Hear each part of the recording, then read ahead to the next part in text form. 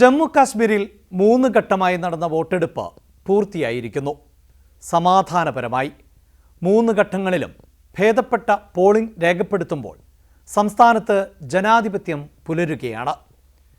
ജമ്മു കാശ്മീരിനെ പിന്നോട്ടടിച്ച തീവ്രവാദം, വിഘടനവാദം, സ്വജനപക്ഷപാതം, അഴിമതി എന്നിവയിൽ നിന്ന് സംസ്ഥാനത്തെ മോചിപ്പിക്കുകയാണ് ലക്ഷ്യം എന്നായിരുന്നു തെരഞ്ഞെടുപ്പ് പ്രചാരണ ഘട്ടത്തിൽ BJPയുടെ അവകാശവാദം.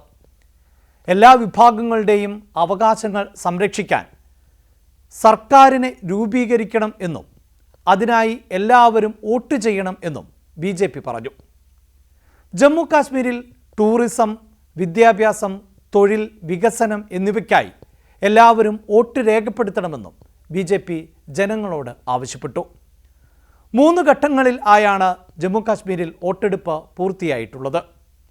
കശ്മീർ മേഖലയിലെ 16ഉം ജമ്മു മേഖലയിലെ 8ഉം ഉൾപ്പെടെ 24 മണ്ഡലങ്ങളിൽ ആയിരുന്നു ആദ്യഘട്ടത്തിൽ വോട്ടെടുപ്പ് നടന്നത്. ആദ്യഘട്ട വോട്ടെടുപ്പിന് ദിവസങ്ങൾക്ക് മുമ്പുണ്ടായ ഭീകരാക്രമണങ്ങളുടെ പശ്ചാത്തലത്തിൽ കനത്ത സുരക്ഷയാണ് ആദ്യഘട്ട വോട്ടെടുപ്പിന് ഒരുക്കിയിരുന്നത്. 9 വനിതാ സ്ഥാനാർത്ഥികൾ ഉൾപ്പെടെ 219 പേരായിരുന്നു 24 മണ്ഡലങ്ങളിൽ നിന്ന് ജനവിധി തേടിയത്.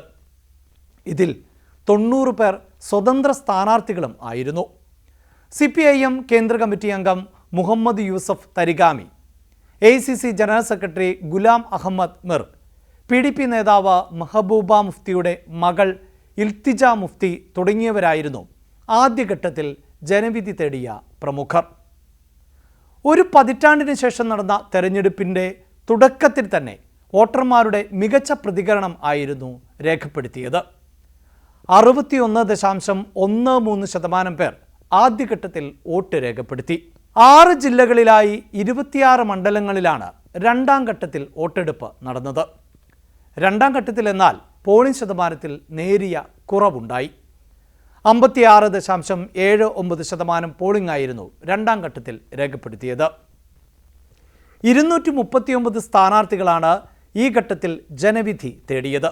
മുൻ മുഖ്യമന്ത്രിയും നാഷണൽ കോൺഫറൻസ് നേതാവുമായ ഒമർ അബ്ദുള്ള അടക്കമുള്ള പ്രമുഖർ ഈ ഘട്ടത്തിൽ ജനവിധി തേടി. അവസാനഘട്ട നിയമസഭാ തെരഞ്ഞെടുപ്പിൽ പോളിംഗ് ശതമാനം ഉയർന്നു. 65.48% പോളിംഗാണ് അവസാന ഘട്ടത്തിൽ രേഖപ്പെടുത്തിയത്.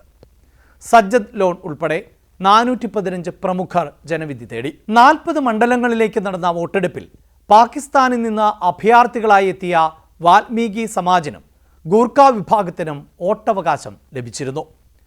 വോട്ടെടുപ്പ് പൂർത്തിയാകുമ്പോഴും കശ്മീർ ആര് ഭരിക്കും എന്നത് പ്രവചനാതീതമാണ്. ആകെ 90 സീറ്റുകൾ ഉള്ള ജമ്മു കാശ്മീരിൽ BJP 62 സീറ്റുകളിൽ മാത്രമാണ് മത്സരിച്ചത്. ഈ 62 സീറ്റുകളിൽ നിന്ന് വേണം ഭരിക്കാൻ ആവശ്യമായ 46 സീറ്റുകൾ നേടിയെടുക്കാൻ.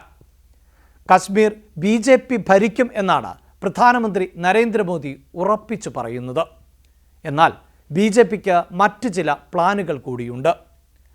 കോൺഗ്രസിന് കാര്യമായി സീറ്റുകൾ നേടാൻ കഴിയുന്നില്ല എങ്കിൽ മറ്റ് കക്ഷികളുമായി ചേർന്ന് സർക്കാർ രൂപീകരിക്കാം എന്നാണ് BJPയുടെ കണക്കുകൂട്ടൽ. മാത്രവുമല്ല, തെരഞ്ഞെടുപ്പിൽ ജയിച്ചു കയറുന്ന സ്വതന്ത്രരെയും ഒപ്പം നിർത്താമെന്ന് BJP പ്രതീക്ഷിക്കുന്നു.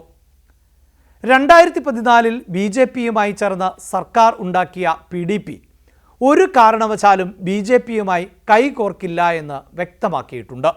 മാത്രവുമല്ല, PDPക്ക് ഈ തെരഞ്ഞെടുപ്പിൽ കാര്യമായ നേട്ടമുണ്ടാക്കാനാവില്ല എന്നാണ് BJPയുടെയും വിലയിരുത്തൽ.